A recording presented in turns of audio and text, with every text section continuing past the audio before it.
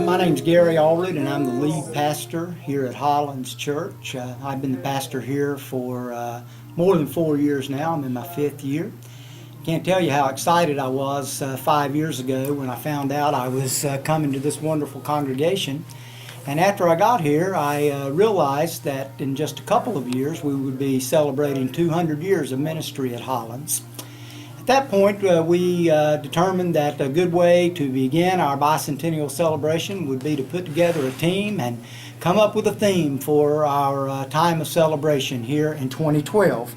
And the theme that we decided on is one that many of you have already been introduced to throughout this year. But as we thought about Holland's and its history, we decided that we would be celebrating our past, experiencing the future as we live in this bicentennial year, with an eye toward impacting the future as we move forward.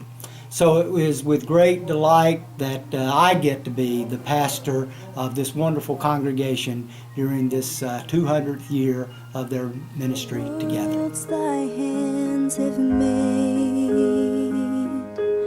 I see the stars. My great-grandfather, who was Sam Utley, was the builder of the sanctuary we have now, the old sanctuary. My daddy built the first home that the preachers lived in, the parsonage, and he also built the old Sunday school building, and that was in 1953 and 1954. So I feel like I've got a heritage here and big part. We used to do a lot of things like cleaning the church and things like that. Going up early and lighting gas heaters early in the mornings, and cold mornings. Methodist women clean the church. We'd have a committee, different committees, and we'd have it for a month. We put flowers in the church. We cleaned the church. I gave a program one time at Methodist women in later years, and I've written a lot of things down that we did back then. You'd be surprised. But we didn't have many members. Mm-hmm. Well, the church back when we were growing up was heated with space heaters that were in the corners of the churches, and so an adult would have to go light the heaters early Sunday morning so the church would be warm by the time people got there in the winter. And Dad did it a lot. I'm sure other people did too. And then to see the expansion to where we are today, we went into a $3.2 million expansion program. And when that was presented, not one single person questioned it. That's a leap of faith. When you jump out there and spend $3.2 million, and there was like a 7-year planning program, and there was a lot of discussion, and obviously I know some churches have had a lot of difficulty, and for one thing, $3.2 million would scare a lot of people, and scare a lot of congregations, and it probably should have scared us, but I just think this church was so ready for an expansion, and we were just, we've been in this sanctuary on a Sunday morning when you literally, it's a fire hazard. How many chairs? There were chairs down every aisle, chairs in the center aisle. People would literally come up here and sit because there were no seats. We were, as they say, busting at the seams. And at that point in time, building committee and all, and presented it to the church, and this church stood behind it 100%. And even through that entire building program, it was just as smooth a transaction. Everybody was excited about what was going on here, and obviously, look where it's at today. Although the church has structurally changed, obviously through the population growth and all that, it's still the same. And when I say that, people who have been members here a long time, it's the fellowship, it's what Holland's means to the community, it's all of those things. And in that regard, in my opinion, although all of these things have changed, it hasn't changed that much. So that's just, I mean, it's the way I feel. But it's physically gotten a lot larger, Right. but the nucleus of it is obviously the people that. The foundation of this church will always remain the same. Growing up, we had the privilege, especially me and Lisa, of being young and getting to go, with the NYF on camp trips because Mom and Daddy had to go, so Lisa and Bud had to tag along. And Lynn was there with the youth, so we had a lot of fun times. Chestnut Ridge. Yeah, Chestnut Ridge was fun. I think growing up, I remember the mission that I was a part of a lot was the Methodist Youth Fellowship. The NYF is what it was called then. And Roger and Edna Earl Davenport and Buddy and Nanny Ruth Kendall were the leaders. And that's where I formed some of my best friends. And that's how I learned to be a Christian, and I learned how to have fun at church. Robin grew up in the NYF. I grew up in the NYF. Me and my husband now, but at the time was my boyfriend, fiance, we worked with the youth for 5 years. And when I first did it, I didn't want to do it, actually, to be honest. Joel and Pam Watson were the leaders, and they approached me about helping. I had just graduated from college and just come home from UNCW, and I was like, sure, I'll be a counselor, I'll help out. And within 6 months, they were pregnant with Emma, and they were like, we're going to step down, we have a family now. And they were like, we want to hand the reins to you. And I thought, I'm 22 years old, I don't know how to do this, and ended up doing it, and solicited help from people like Brent Morris and Jason Hackney and Clay Vest, guys that I grew up in youth group with here at Holland. And Aaron, who ended up being a youth at the time, but Aaron Thomas Horn, and she helped out with it. But some of the best 5 years of my life, it was an opportunity for me to spend more time with Robin because we are 11 years apart. So it was an opportunity to do something with her that was a little different, and but also the fact that it was an opportunity to learn more about my journey with Christ, because you have to prepare for sessions. You have to be prepared for teenagers to ask you questions, because most of the time they are smarter than you about things. And it was also a great courtship, I think, for Brian and I, because like I said, we were dating when I first started, and it was an opportunity to find out, how much Christ was going to be in his life and then also in mine.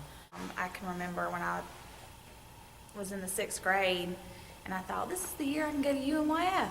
And I was at home one evening on a Sunday or Saturday, I can't remember what day, but Mom had told me I couldn't go anywhere. I wanted to go to my friend's house or something, and then somebody comes knocking on the door, and it was the van with all the youth, and they kidnapped me. And she's laughing, oh, have a good time. And I'm like, but I had a ball. I forgot about that. I had a ball, and that was the beginning. They used to kidnap the 6th graders. Another fun memory I have was we were on our way to the lake. What's the lake?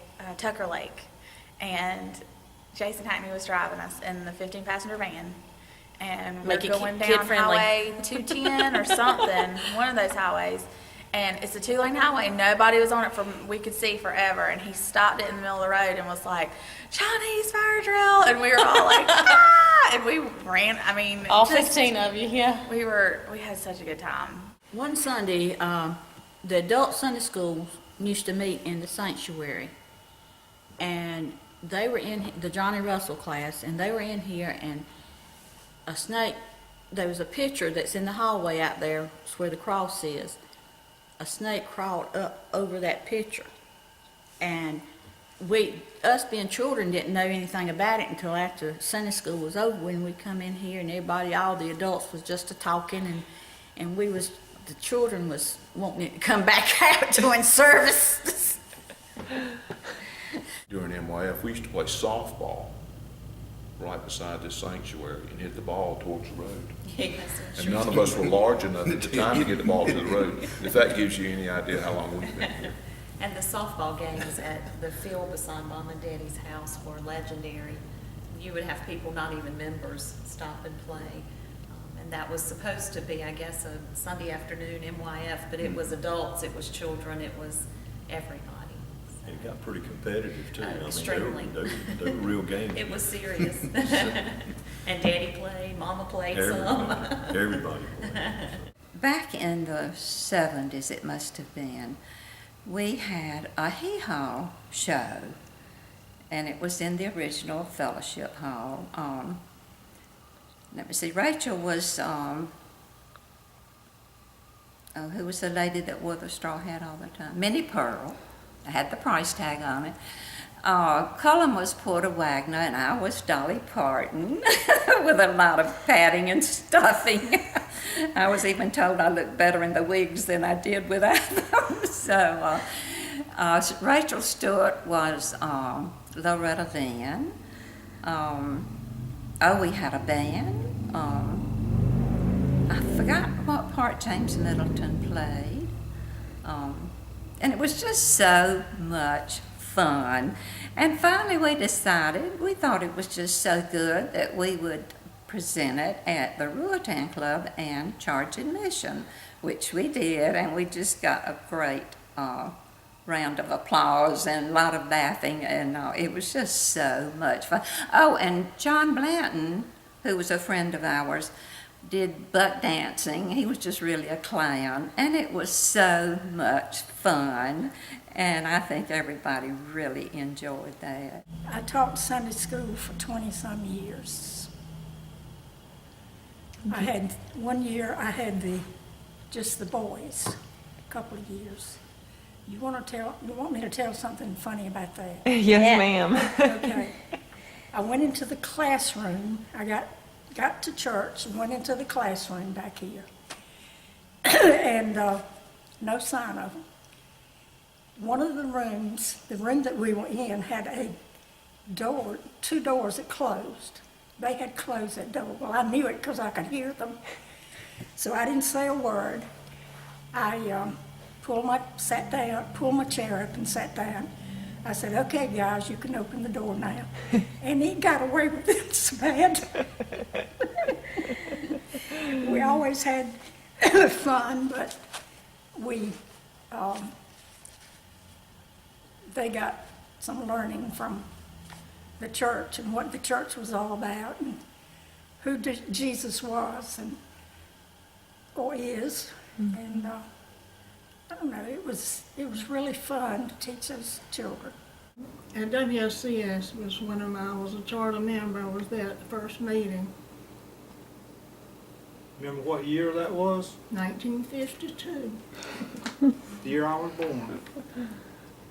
And it was in the old parsonage down on Old Garner Road. Mm-hmm. At the Garner Methodist Church and Ebenezer and I guess Mount Zion and Holland at one time. We just decided that we would form a club, and we would meet once a month, and I think the day we met at the beginning was on a Wednesday. And we, of course, first tried to decide on a name, and we came up with Young at Heart, but, Yaz. And I was the first secretary, and our plans were to meet once a month. We would play games, bridge, bingo, anything, that anybody wanted to play, and go out to lunch. I think we went out to lunch just about every time I was a member of the Yaz. It was a lot of fun. You got to really know the people that had joined the group. Annual Harvest Day sales we had every October and November. I know my dad, Thurman Bagwell, he was a prankster, and he always enjoyed participating and trying to run other people up on the bidding, particularly Jimmy Burnett and James Middleton. They were really back and forth with each other. And a lot of times it would backfire, and he would end up going home with more than he bargained for. But he didn't mind. It was all for a good cause. The harvest sales were a big memory. It was always cool to listen to them auction off, and Mr. Furman would always run up the bid on somebody, and they had an old, they called it a slop jar, I guess I don't know, some people wouldn't even know what that is now, but it was in the days of the outhouse. It was a porcelain metal pot with a lid, and when Jimmy Burnett would auction it off, he'd always put some collards with it. But every year, that pot would get auctioned off. You bring it back if you And want it. then if you won it, you just saved it and you brought it back the next year and somebody else would get it and bring something funny in it, and that was always neat. I mean, for me, the funniest thing maybe that's ever happened in this church happened on a recurring basis. Every year, and I don't know how to say this, but there was a portable toilet at the Harvest Day sale that was auctioned and probably paid for. It was paid for a fair amount of the lighting. That's right. A lot of other things, but it became, and it came in the same form every year, but a lot of times it was, it had a lot of different things in it. It contained different articles, but it came back every year and was a source of a lot of laughter and a lot of monetary gain in this church. It was amazing. It was, but it always happened. It somehow wandered back every year to the Harvest Day sale. And would sometimes be disguised. It was hard to really tell until someone picked it up and you saw, oh. And there were a number of characters in the audience that made it even more funny. So. Jimmy and Holland argue about who's going to buy my cakes. That's because they were the best. Furman usually came in and bought them. What kind did you make? Coconut. That's what they like. One night they made somebody pay $100 for a cake. My goodness. How about that? That must have been really good cake. It must have been. Remember the harvest sales, we used to have have a barbecue in the spring, and in the fall we'd have a harvest sale. And remember Jimmy Burnett and my daddy and some more would be the auctioneers, mainly Jimmy. But that was a lot of fun, and I was small. I would actually just, when I wasn't running around outside playing, we'd be inside, and when somebody would buy something, we would take it to the people that bought it. But we had it in the old fellowship, and of course it was very crowded, but I had a lot of good memories about the harvest sale. They were a lot of fun.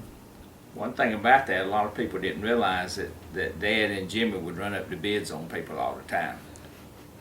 And because they wouldn't identify who was bidding necessarily, if something was going too low, Dad and Jim would just bid on it secretly to get it up, to try to knock it off on somebody to the point where they thought they could And came They home could with get a lot from- of trash.